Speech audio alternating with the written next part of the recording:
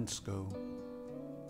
Pohansko is situated south of Breclav, on the way to Austria, almost on the border. And to get there you have to walk through a forest, and it's a very beautiful forest. And they leave the old trees, even though they're dead, intact. And they give them names and characters, and you can read about them as you pass through the forest. It is indeed a very magical place. The thing about Pohansko, though, is it is also the site of one of the largest Slavic forts in Moravia. There's not much left to see, but it is worth a visit. Some recent archaeology on the site established the outer wall of the fort, and you can actually follow the sort of rise or the small hill all the way around all four sides where this wall would once have been, repelling anybody that wasn't wanted.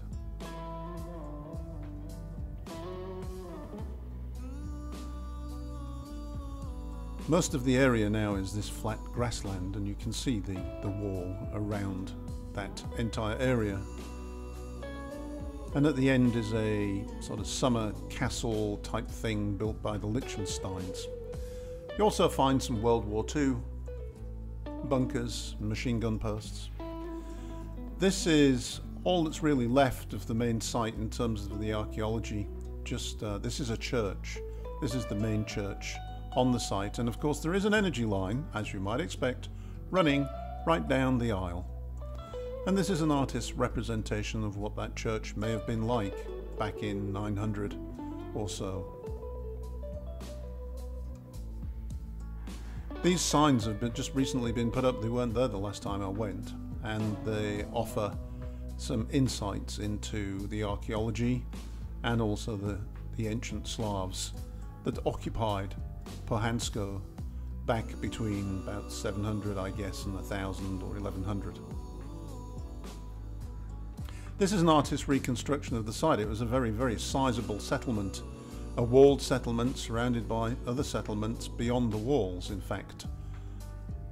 There is also a museum, and you can go into the museum and check out archaeological delights and reconstructions of the place, and learn a lot about these Slavs and how they lived at that particular point in time. I particularly like the reconstructions that they do of the buildings, and this is a piece of masonry from the church wall, very beautiful. This is a reconstruction of that church at one point in its history anyway, built on an energy line probably. And the Slavs actually were pretty good at working with metals, and this is some of the jewellery and other objects taken from the graveyard that surrounded the church, and there's actually two church rotunda as well.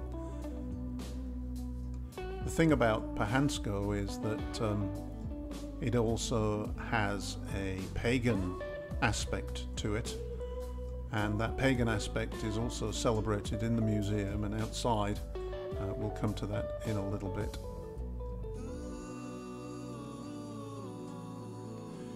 Here you can see a reconstruction of what one of these Slavs may have looked like based on reconstructing the skull and reconstructing the face from the skull.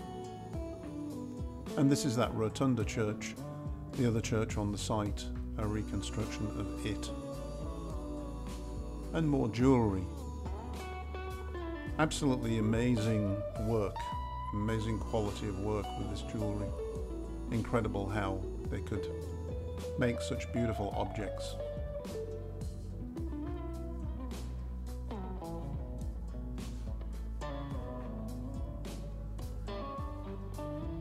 As I say, there's like a summer castle residence, whatever you call it, built by the Liechtensteins, and that's surrounded by a beautiful landscape where people, cyclists mainly, congregate and drink a few beers and have some kind of Czech food.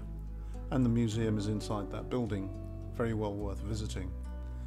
And then, as I said as well, there is a pagan aspect to this site, a pre-Christian era aspect that is celebrated on this side of the field. And here you can get some information about Slavic paganism, pre-Christian paganism, the Slavic gods and goddesses and the pantheon. Some of the things that I've written about in my chasing books, chasing the shaman, chasing dragons in Moravia, and chasing the goddess.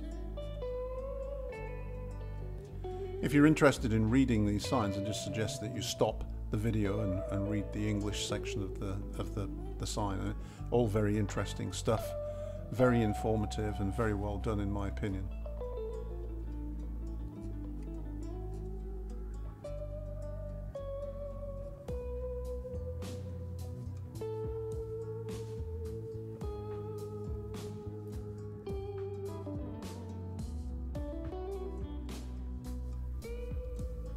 And here, of course, is a reconstruction of the pagan side of the site with the carved wooden effigies of the Slavic deities.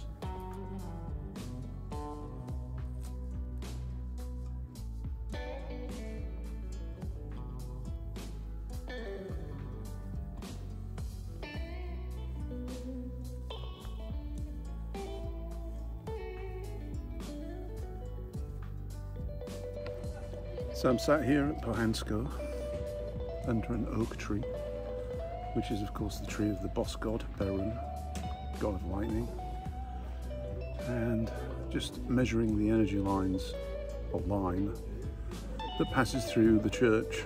I'm going to do a reconnaissance of the site, see if I missed anything, but I just saw a very interesting exhibition. It was really good. I could recommend it.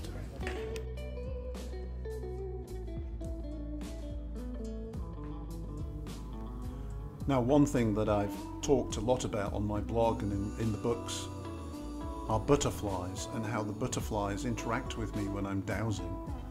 And I think some people don't believe me, but take a look at this. Those are butterflies and I am dowsing the energy line. Incredible. And just a little further down the road, doing a bit more dowsing, I was visited by this guy and many of his colleagues. The butterflies really seem to be attracted to me when I'm dowsing.